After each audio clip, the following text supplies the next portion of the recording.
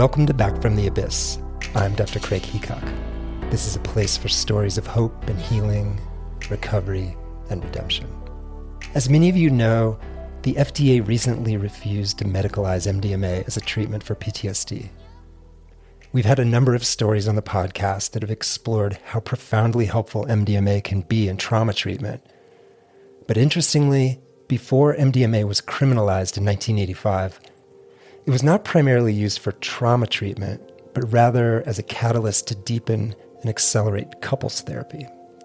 Today's story, in some ways, is the story of so many marriages, starting off with hope and excitement, then settling into careers and kids and unforeseen challenges, then emerging disenchantment and mounting frustration, then maybe even reaching a breaking point where the marriage seems unable to withstand all the stuff life is throwing in its path. For Daniel and Mindy, their initial years of love and hope and adventure were slowly buried by layers of physical and emotional pain, by Daniel's chronic and worsening depression, by Mindy's frustration and anger and shame. Teetering on the edge, they decided to begin working with MDMA, hoping to rediscover what they had somehow lost. A couple of notes about today's story. MDMA is illegal in the US, and sourcing it involves very significant risk, especially given the ubiquity of fentanyl.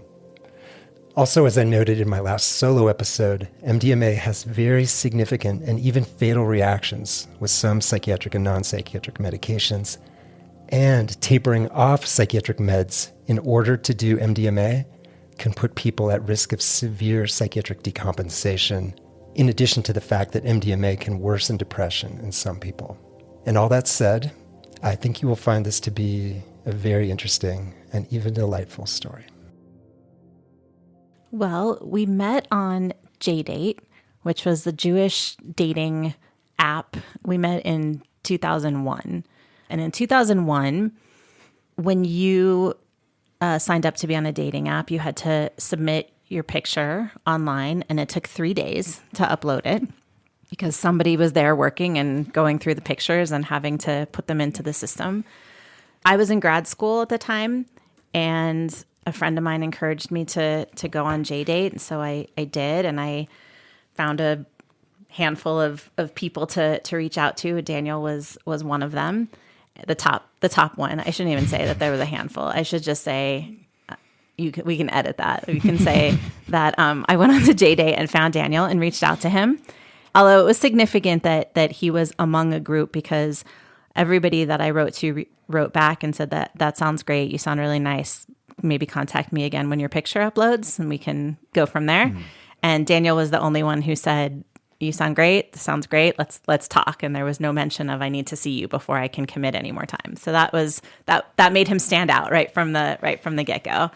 So we had a phone conversation, met pretty soon afterwards, had a great first coffee date where we talked about statistics, and that was kind of a moment where I was like, I can be really comfortable and at home with this guy if we can talk about statistics on our first coffee date and laugh about that and have a good time and kind of nerd out about logistic regression or something. Like that's a pretty good sign. Yeah, our first date was on March 1st, and you were kind of at the second semester of your first year of your PhD program. I was going back to school for my second master's, and I was also teaching at the time. And yeah, our first date, we were talking about Pearson's. What is it doesn't really matter anymore. The different coefficient. Different statistical coefficients and regressions and all. We were already predicting our future. And so yeah, we had our first date at that Starbucks, and then the other kind of big hallmark piece of our early courtship was we had been dating about 3 weeks. And we were on the phone one night. Mindy was living with her folks, and I was living in an apartment with a roommate. And Mindy was telling me how she was planning to go to Italy that summer. She was going with a friend, and she wanted me to come along. I had never been to Europe before. She wanted me to join them and come along. And one of us, I think it was me, I turned to Mindy. I said, you have your spring break in 2 weeks, and I happen to have the same spring break. And it's like, we should just go online right now and look for tickets and go in 2 weeks in the first week of April. This was middle of March. And we kind of called each other's bluff. And we did. And we hung up the phone and went on to dial-up. And, and I looked up flights from Los Angeles to Rome. And we made tickets. And we were 5 weeks into our relationship when we flew off to Italy together for 10 days. Just kind of thinking, this is going to be a blast. No matter what, it's going to be a fun experience.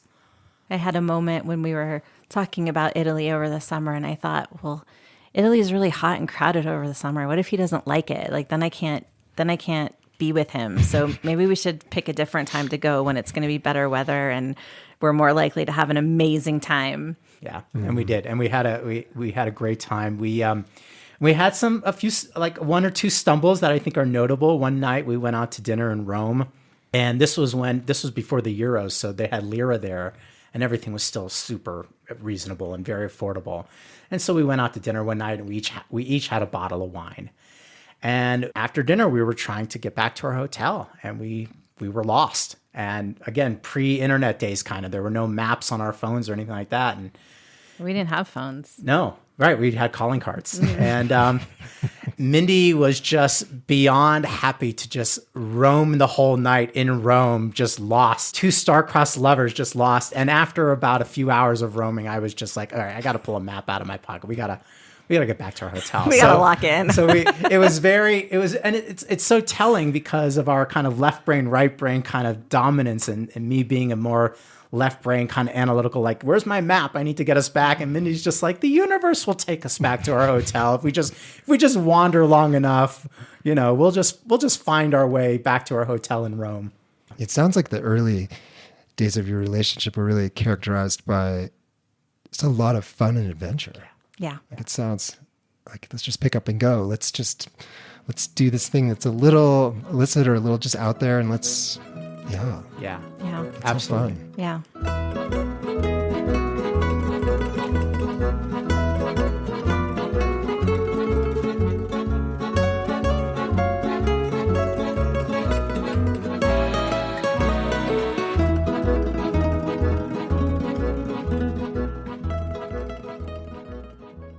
How and when did things start to get difficult?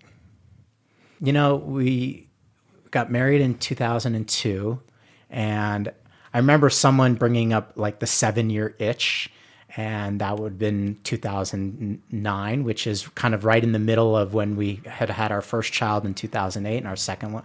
And there was no 7-year itch. We were great. We had some challenges with, there were some miscarriages in there. So there were more than 2 pregnancies, even though we have 2 children. And even through that, we were really rock solid. I mean, we went to therapy during those years because it was hard to endure, especially for Mindy, miscarriage loss and just kind of the feelings of that. But that was probably the second or third time in our life that we'd done therapy, and it was really great. So it really wasn't until, I think, kind of the double 7-year itch, we'll call it, like year 14 of our marriage is when things really just started feeling. 2015, 2016 is when things kind of really started getting difficult. We were in our kind of early-ish 40s. We had 2 young kids, and life just seemed to be moving really, really fast. Yeah. And pain. I mean, I think one of the things that we've reflected on is the difficulties, I think, that happened during those times really, really came out of a lot of pain, physical pain. Daniel had a back injury and a knee injury and surgeries, and I had a long-term shoulder injury from a ski accident when I was 16 that's been in my life for that long, and I'd had 2 surgeries in those years on that shoulder. So there was a lot of physical pain, and I think a lot of mental pain, that was intertwined with that. I think the miscarriages and the kind of what I would call now unprocessed trauma from all of that, from the experiences and from the interactions with the medical community around those experiences, from how I felt about my body and the pain from all of that, the psychic pain. In 2016, my grandmother died. That was a really significant pain point in that process. I was reconnecting with my dad and stepmom and that family after about 12 years of estrangement. That all happened in 2016. and then we'll add even more on, there was kind of career pain that was happening for both Mindy and I. We'd both reached a point in our respective careers where we were feeling an enormous amount of disenchanted feelings about what we were doing, how we were showing up at work, how we were showing up for each other. I was working from home, but also wearing kind of the primary stay-at-home parent hat with young children. And it was just this enormous buildup of pain. And that was the best word I could keep using. It was physical pain, emotional pain, career pain, family pain. Spiritual pain, psychic pain. Yeah. Yeah. Was this around the time that you started to have more severe depression? Oh, absolutely. Mm-hmm. Yeah. I feel like I battled with depression most of my life. I think not because my parents got divorced, but because of my sensitivities and just not feeling kind of attended to. I went through periods of depression in my 20s and in my late 20s and in my 30s, but it was really during these years. And to kind of that point, I started antidepressants just before our second child was born, which was in 2010. And so by this point in 2015, 2016, I was really starting to wonder and question, like, is this something, am I going to be on antidepressants my whole life? This was a question I was asking my therapists, doctors, is this just kind of, I've been on it for 5-6 years now. I've been on a pretty heavy dose. In fact, it had gotten to a point where I started having morning antidepressants, evening antidepressants. The antidepressants were throwing off thyroid levels, and I was taking thyroid medication in addition, plus taking Advil like it was candy, plus using cannabis for pain relief in addition to everything else. And the weight of all these medicines just was starting to feel incredibly burdensome, very, very burdensome. And you were working from home before it was cool and really isolated, really, really, really isolated. Yeah. We didn't have family here, had some friends, but the lifestyle with the young kids and working full time and all the things, you didn't really see friends very often. You didn't really have. Yeah. And I'm an extrovert by nature. So working from home in a very, in a world that really only communicated in limited sentences by email was very tough for an extrovert. Very, very difficult.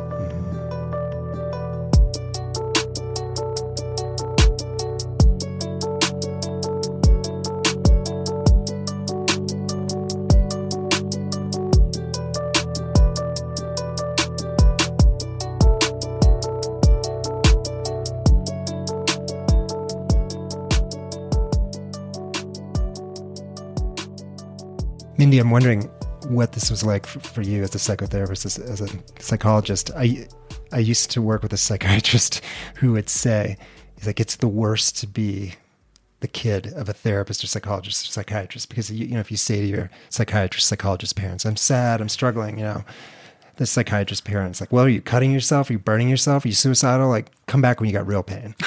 Come back, this is not, but again, you're giving at the office, you're dealing with people in pain all day long, different kinds of pain. And then you come home and your husband's in such pain. Yeah. So in some ways, like, you're both perfectly equipped and also disastrously maybe not equipped to deal with that. I'd say I fell more in the disastrously ill-equipped. Mm-hmm. I did not handle it well at all. I was angry and embarrassed and, I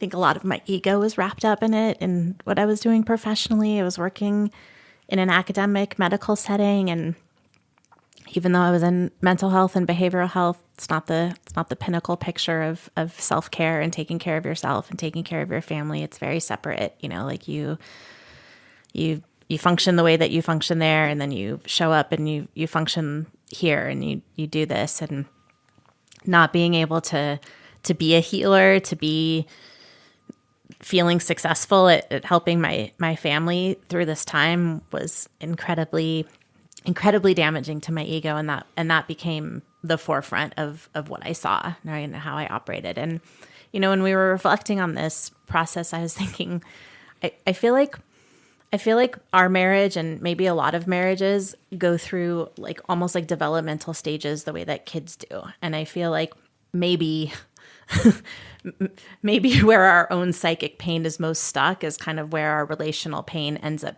becoming most stuck, because I feel like our relationship at that point as a relationship was incredibly stormy adolescence, right? Which we both had an incredibly stormy adolescence that I think we got through. I don't think that we resolved a lot of our stormy adolescent pains, right? I think that we moved through them and we got over them, but I don't think that we resolved them or healed them, because I think that they showed up in our relationship. And I think that our relationship became a very stormy adolescent relationship. And we were working out our stormy adolescent angst and pain in this midlife era.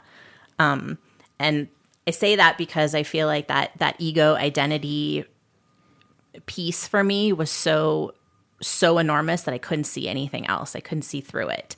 And it was, I handled it incredibly poorly in many ways. I don't want to throw myself completely under the bus. I'm thinking about the overview. I'm just thinking about my role in it. I think that, obviously there was, or maybe not obviously, but what I would say is that throughout all of the difficulty and all of the pain, we were, I was very clear on how much I loved this person and how much I loved this man, and how he still always felt to me like the other side of the star seed that we were kind of cut from. Like that never went away. And in fact, I think it contributed to some of the pain of just, looking at how things were on the surface. It seemed like we weren't getting along and we didn't fit together anymore, but there was this pull to have something more. And I think to go back to my family of origin and say, one of the things that I think that contributed to the difficulties for me was that my parents were each other's best friend, and not that they have the perfect relationship without its issues and without its problems, but they were this model for me of how a couple should be, right? And like what I had in my mind of this is how couples are. This is what they do. And our relationship wasn't matching up to that. It wasn't looking like that. And so that was another source of my anger, disappointment, frustration. Do you think that anger, was it Daniel? Was it gosh, the world has done this to me, or my life is not turning out the way I'd hoped, or probably all of those or things? Anger at yourself. But it came out as anger towards him and anger towards myself. I mean, I was definitely, I would respond to his depressive episodes with frustration and anger, along with empathy, compassion. But those were like quick stops on the road to like, you got to figure this out. Like, we can't be this way. This can't be this way. I can't have this. This can't be in my life. Like, this can't, like, there wasn't space for it, even though maybe there was some like, okay, like I do understand that mental health is real and people go through depression. And this is, what I'm seeing is kind of a, this is him being depressed. This is him being wounded, but I didn't have a lot of patience for it. I didn't have a lot of, and because in my work, it's like you go there and you kind of go with the assumption that people are there to talk to you because they want help and healing, and they want to, even though they don't always do what you say and all of the rest of it, but there's kind of that assumption that like whatever I'm going to say, they're going to want to, they're there to listen, and not so much with your family members, turns out. Craig, I think it might be helpful to, like, a typical episode for Mindy and I kind of would go like this. I'd feel depression coming on. I think a part of the depression also included like a bit of panic. So when I felt overwhelmed, like I had so many things on my to-do list, and I'm a to-do list, left-brained kind of guy. When I felt already kind of low, and then I felt there was an overwhelming amount of things to do, it would come crashing like a panic, and I would wind up, we have a walk-in closet, I would wind up on the closet floor, just, kind of belly down, face down on the closet floor for hours. Hours. And Mindy would come in, and Mindy's trigger is, Mindy has kind of a rejection trigger. And that's been from her childhood. We've flushed this out a lot. There was a rejection trigger, and that rejection trigger can create some pretty aggressive anger. So my wounded child was a retreating, on the floor, unresponsive, panicked, suicidal everything is dreadful. There's just no hope. And Mindy always tried. There was never like a time where she came in, guns blazing. There was always softness, but it didn't always land. And when it started not landing, that softness turned to anger and aggression. And everybody knows that when someone is enduring sadness and panic and overwhelming, and coming at them with hostility and anger is just that's throwing gasoline on a fire. I mean, that is just 100%. And so our wounded children just couldn't figure it out together. It was just so hard. And I think the other thing that was part of this that's worth mentioning is that when the anger, like when her anger kind of then provoked my anger, when I was ready to no longer be on the closet floor, and I was ready to fight back with my own anger, that anger that we shared in that walk-in closet reverberated through the house. Our children didn't see it with their eyes, but they heard it and felt it in their ears and in their bodies, and there was a lot of repair work that had to be done with our children as we navigated our way out of the closet.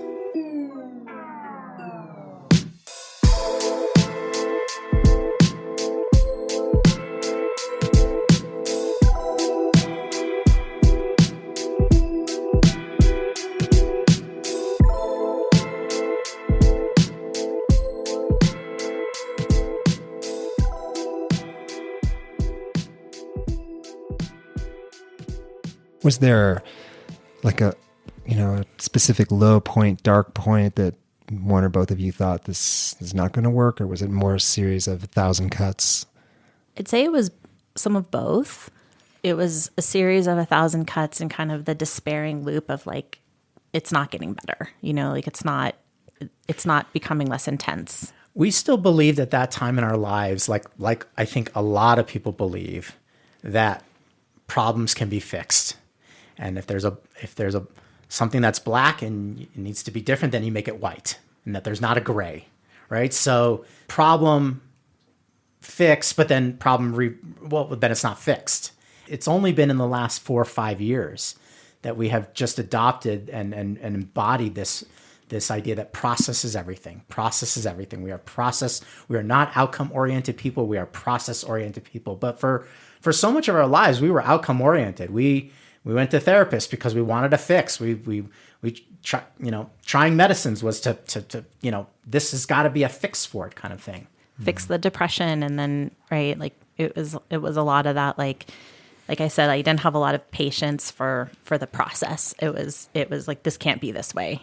Here's all the negative impacts. Here's how it's affecting the kids. Here's how it's affecting us. Here's how it's changing our life. Here's how it's affecting our work. It has to be fixed. Like it can't. But also interesting because in your work in psychology, it's kind of all about process. It is all about process. so you're giving it all at the office to your folks. To that point, right? Like I was the voice which was part of my psychic pain at that job, was I was in a academic medical setting doing clinical work with families where the system was all about outcomes and I was all about process. And it was conflictual, and it was frustrating for me because the system was wanting outcomes and outcomes and outcomes. And I was there representing it's a process. These are relationships. These are messy. We're wanting to move 1 degree. I was, bringing in emotion focused family therapy, all about process, all about ruptures and repair, all about, a healing process. And like I said, moving the trajectory 1 degree puts you in a whole different flight path, right? Like that was all happening at the office, and at home, it didn't happen quick enough. It wasn't happening the way that I saw it in my mind. And so I would get frustrated and impatient and lose a lot of hope and be in a lot of despair and feeling pretty impotent in being able to affect any of that change. And Craig, you'd asked about a low point. I think if we were to identify a specific low point, Mindy had, in 2020, Mindy had started doing some ketamine therapy for herself, which I thought was just fantastic. And I think it's safe to say, like, you were working on anger issues, one of the primary, but a lot of whatever you were working on. It was trauma therapy using ketamine, it was, I started using ketamine and doing trauma therapy with ketamine. Yeah. It was for trauma, and I think recognizing that the rage was connected to trauma. And I was very supportive in that. I was driving Mindy to the sessions and all that, and I was right there when she got out, and I was getting the download of how all the positive work that was coming out of it, which was very appealing to me. And yet, I think because I was still on antidepressants then, I was very nervous about what other medicines might look like. Things were still rocky at times. We had started our practice at this point. We had turned the idea of what enmeshment looks like on its head and said, well, maybe we just need to be more enmeshed and have our business together, which actually did work, but there weren't immediate fixes, so it was a little confusing. But about a week or two before the 2020 election, and we're in the throes of COVID, right? We had something really big erupted, and we separated for about 3 days. Mindy's folks have a condo that's nearby us. I kind of turned her on Monday, said, you take one kid for the week, I'm going to take the other kid, and we're just going to give this a go for a few days. And that Friday morning, right after Mindy dropped our youngest off at school, I said, I think you need to come home. I think we need to take some ketamine, and we need to just have a new adventure. Have a new adventure. And that was both the low point and an enormous unlocking. That was that was the first time we had done medicine together with so much intentionality of we want to have some kind of breakthrough. And it was. That day was magic. And we had such an incredible breakthrough, and just talked for hours and hours and hours, and just space and just there was so much safety in everything that we talked about that day. And it was the beginning of clearly like we were starting that new chapter of a book. Were you already in couples therapy at that point, or did that come later? Oh gosh, we were, not only were we already in couples therapy, but we were kind of moving out, like we were during those years. Again, this is like between 2016 and 2020. I think we saw 4 different therapists. The last therapist we saw was one that we saw for close to 2.5 years. But when COVID happened, the whole therapy world started changing, and we were only seeing this therapist online at that point, and it was losing a bit of its efficacy because of being online. And I think maybe the best way is like, this was kind of the beginning of what we deemed to be our version of our own couples therapy. Like we were going to be, it's going to sound arrogant, but we were going to be our own 2 smartest people in the room, working with each other to figure these things out with one another. The therapist is the guide for this process, but the process is ours. The process of healing and coming together, and what we wanted to create was our own process, and we could create that space for ourselves with the help of these medicines. And I think that's really what characterized that turning point for us, and what made us feel empowered to be our own therapists. Of we need the space, we need the container, we need the intention, we need to create an environment that's conducive for this healing work, and then we need to support the healing work. And we were infused by this couples therapist that we really liked, and that we felt really, really understood us. We also read some books and talked about them. That was part of what we did with some of that medicine work. We did relationship courses. We did relationship online courses. Relationship courses. Yeah. I think what it is, Mindy, is we stopped believing that we could be each other's therapist or our couples therapist, and we started believing that we could be healers for one another. And that's really what it is. We moved out of a therapeutic mindset into a healing mindset. Right. Just wanting to create a healing environment for ourselves. And during this time, were you still in touch with your online therapist? He was very supportive of this. He was very intrigued. I was going to say, like, what did he think about the ketamine and the MDMA thing? Like, hey, we're going to be each other's co-healers. He thought it was great. He thought it was great. Yeah. I mean, he was the one that, kind of first started talking to us about being enmeshed and looking at the patterns in how they were unhealthy and how they were activating one another. But I think also in that giving us the framework to say the enmeshment itself, the co-relationship, the interdependence that we were looking for was a strength for us. And I think he was supportive and kind of watching us disentangle the negative interactions and kind of promoting how we can create an us, right? Like that, the interdependence of an us bubble. Yeah. One of the courses that we took was a Terra Real course. And that was a huge mind shift of realizing that we are not thinking about Mindy or Daniel and the needs of those two individuals. We are really truly thinking about an us. And that I think was a big turning point about 4 years ago of just, I don't even think about myself anymore. I really don't. I think about us all the time. I think about us. And by proxy, I think a lot about Mindy. And I think it's probably vice versa. But I'm always thinking about the entity that is us, not my needs, but the relational needs.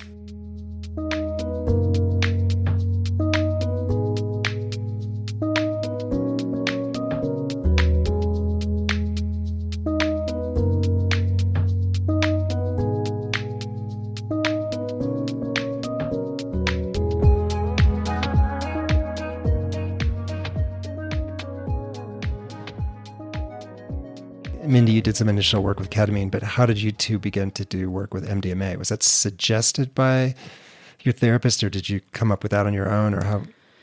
It was suggested by a good friend of mine who's a therapist who had been doing work in psychedelics for a long time and had a connection to an MDMA couples therapist. And we actually went to go see him and had a consult with him to do some MDMA couples work. We were enthusiastic about it, but Daniel was on antidepressants at the time and was really anxious. I can let you talk about how that felt for you, but that was a bit of a non-starter for us with being able to move forward with the MDMA couples therapy.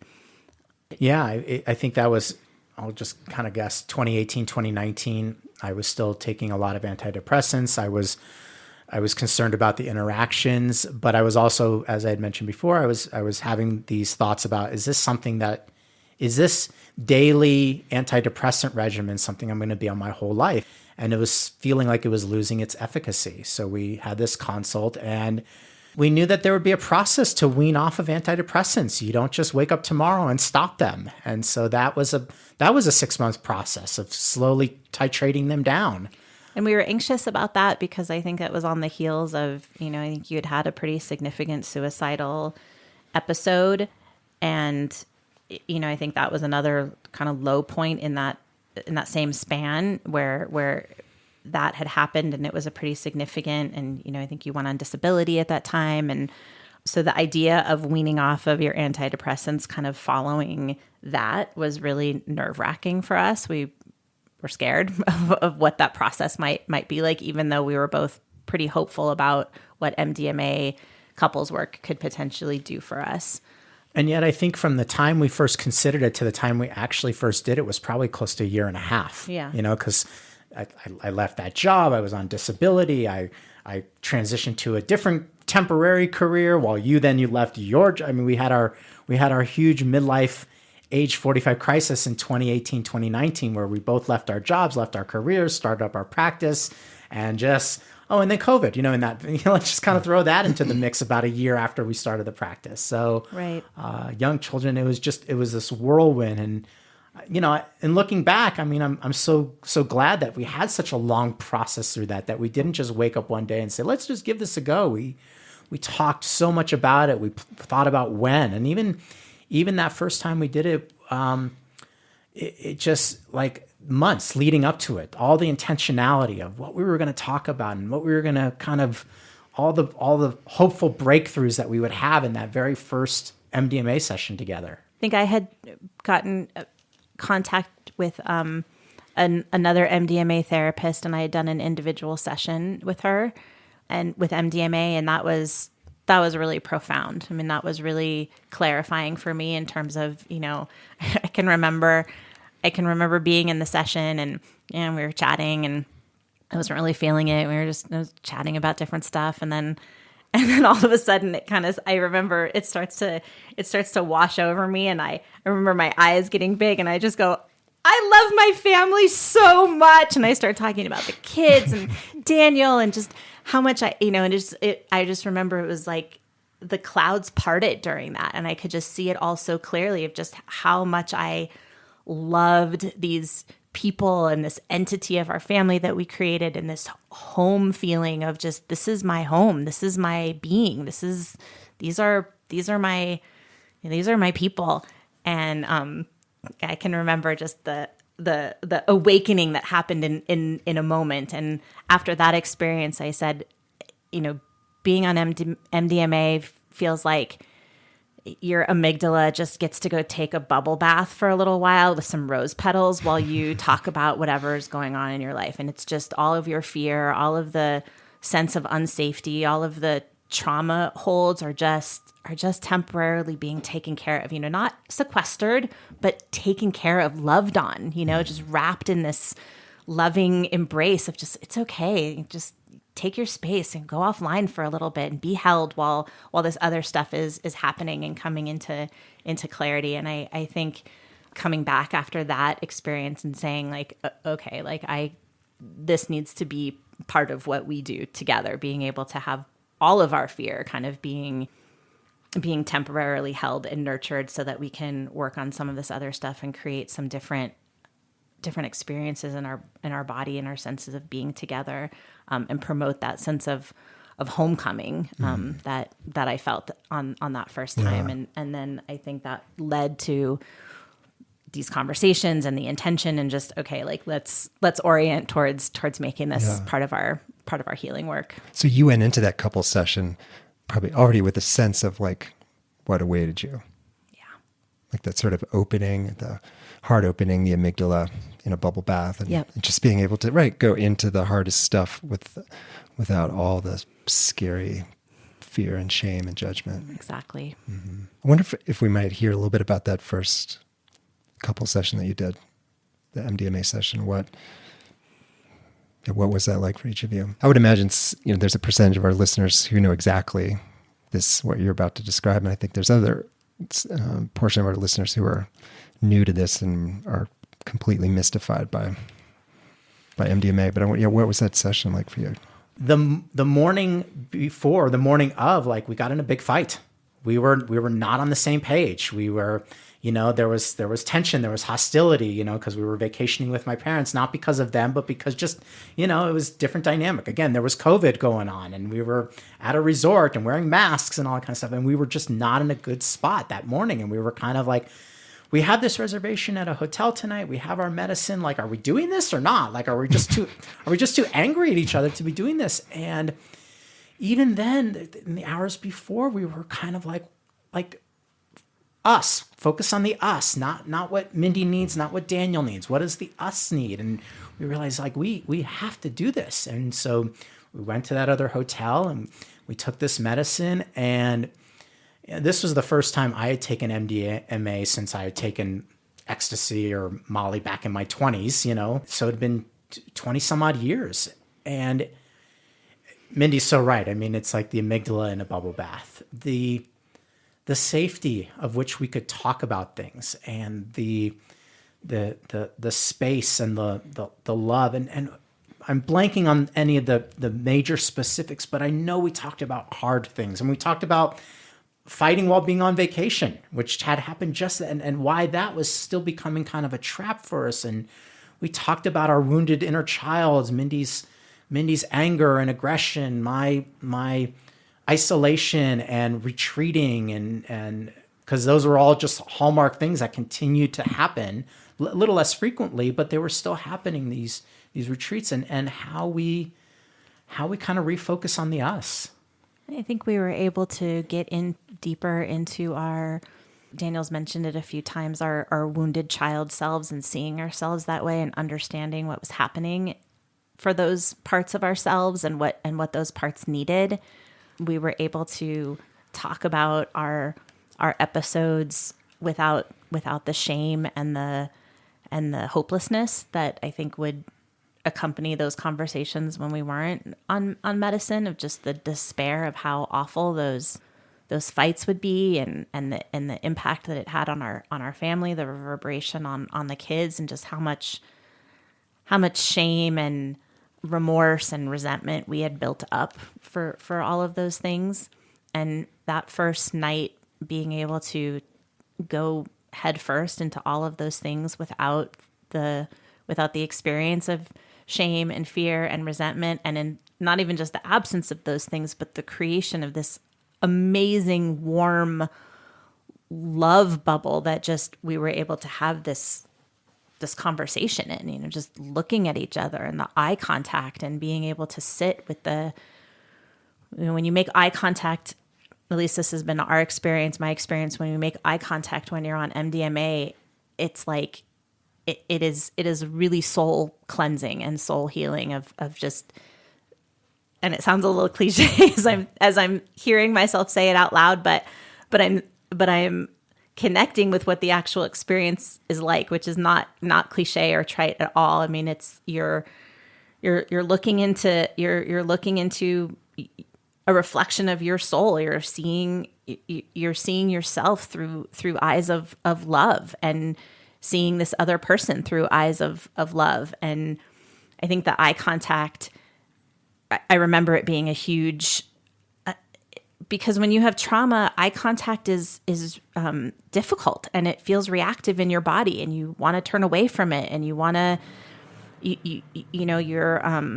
your nervous system is kind of firing, and you're feeling really uncomfortable. And so taking MDMA and then being able to just have sustained eye contact and feel soothing in your body and feel soothing in your nervous system and feel it perk up and bubble up and start to get reactive, and then feeling it soothe and be held and be, it's incredibly healing. Just that, right? Just being in this space of home and safety and healing and soul nurturing. Yeah. I'm even thinking like the eye contact, that once you've been married quite a while and you've been through some stuff, like I think for a lot of couples, just eye contact in general is hard. Yeah.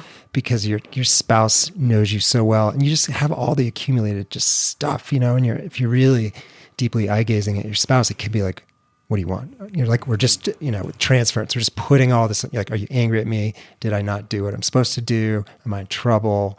Do I need to hide? Yes. And I do think that there's something so incredibly powerful about looking deeply into someone's eyes, which again, we do when we're falling in love in the early days. Yes. But I think if we did nanny cam on couples who've been together a long time, I bet they're rarely looking into each other's eyes for any period of time, because again, it's too vulnerable. It's very vulnerable. The amygdala is just like, don't do that, look away, because your spouse could annihilate you. Like they have that power. Yes. Yes.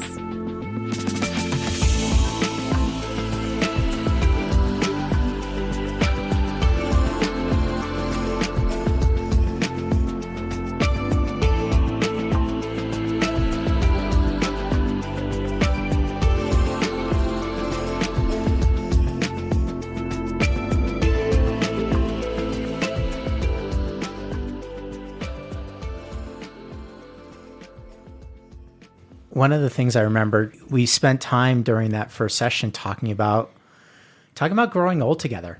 And yes, there was a bit of whimsicalness to it, right? Because of the medicine and all that. But we really talked about growing old together and what we're looking forward to in growing old together. We talked about dying. That's right. I remember saying to you at one point during the evening, because I just felt so overwhelmed with just love and gratitude and all that, and so much eye contact, that I said, if these were my last breaths, I think I feel good about kind of this place I'm at right now. But spent a considerable amount of time about being into our 50s, which we hadn't reached quite yet, and what it'll look like to be in our 60s and growing old together, and reframing what death may look like, and what death also might look like for like even our parents, with all this, like there was just this enormous download of like insight and knowledge that came with that first MDMA session that like didn't exist. It was like this like lightning bolt of like ideas of like, oh, this is how we can live.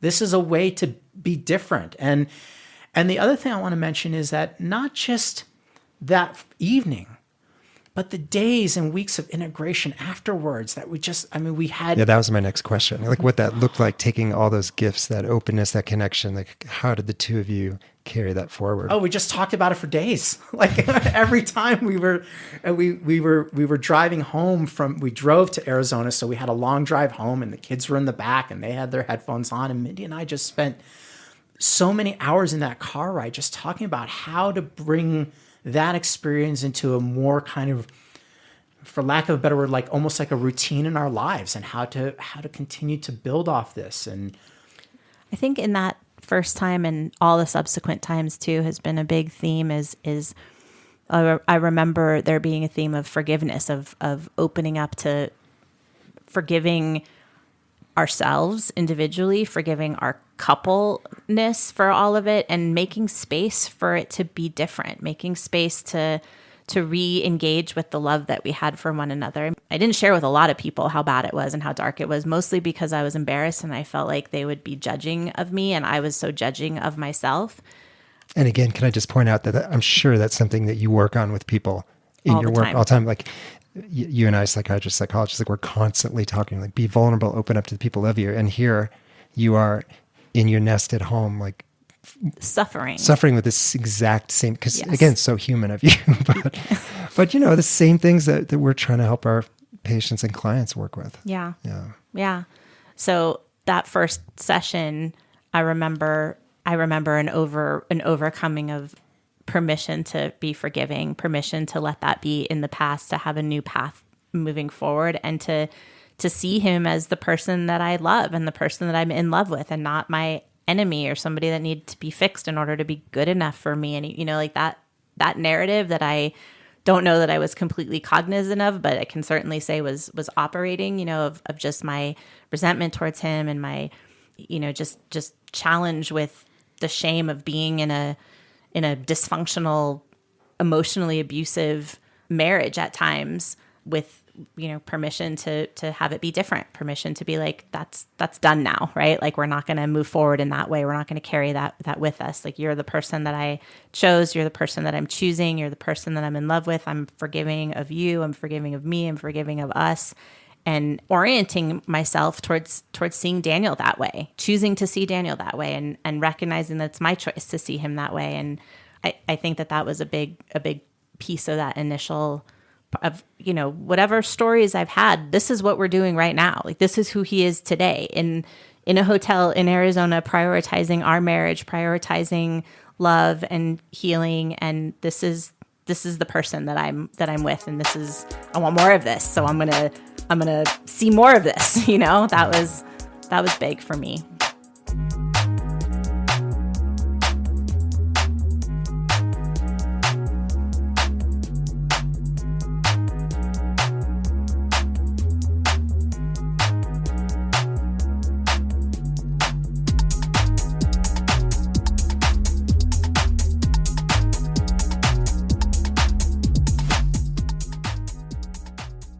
the expression that goes through my head all the time now, and it's almost like taboo in our world, is make love, right? That's what these medicines allow when the two people are committed to that being the goal, right? To just make love, right? And just in all the different ways that love can be made, right? Just the time and the space and the effort and the intention, and turning phones on do not disturb for 6, 7, 8 hours, and tuning out all of life's to-dos just to make prolonged eye contact, to make love, to create love.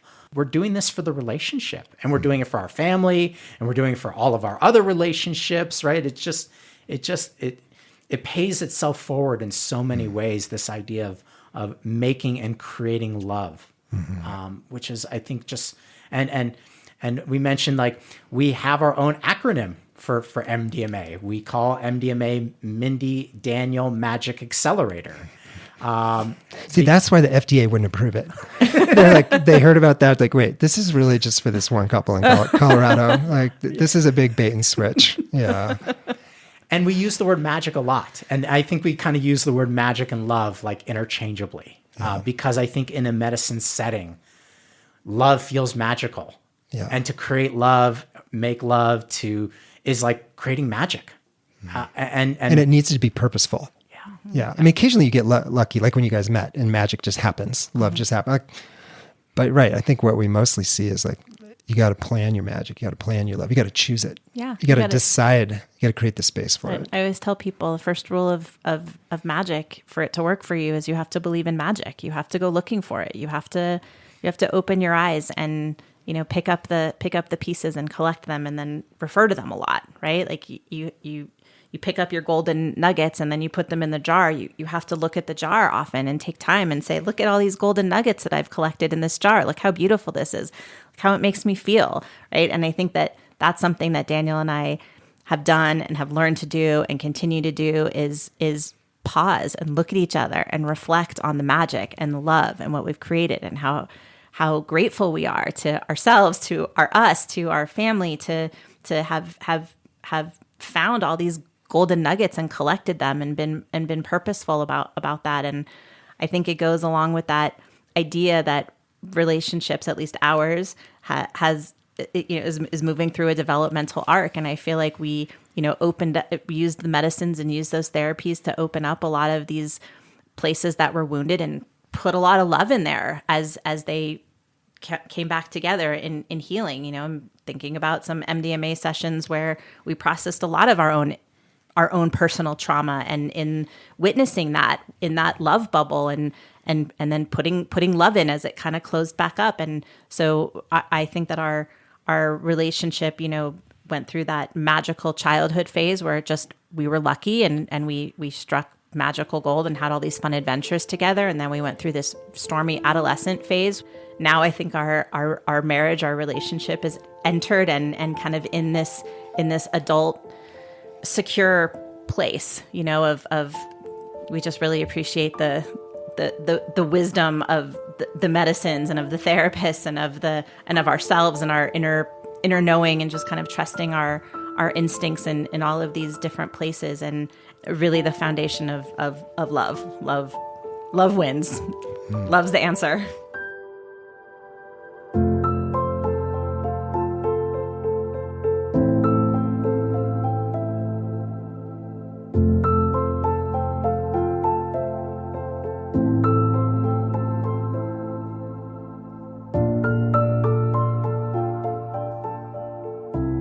If you have comments, questions, story ideas for Chris and me, you can reach out to us through my website, craigheacockmd.com.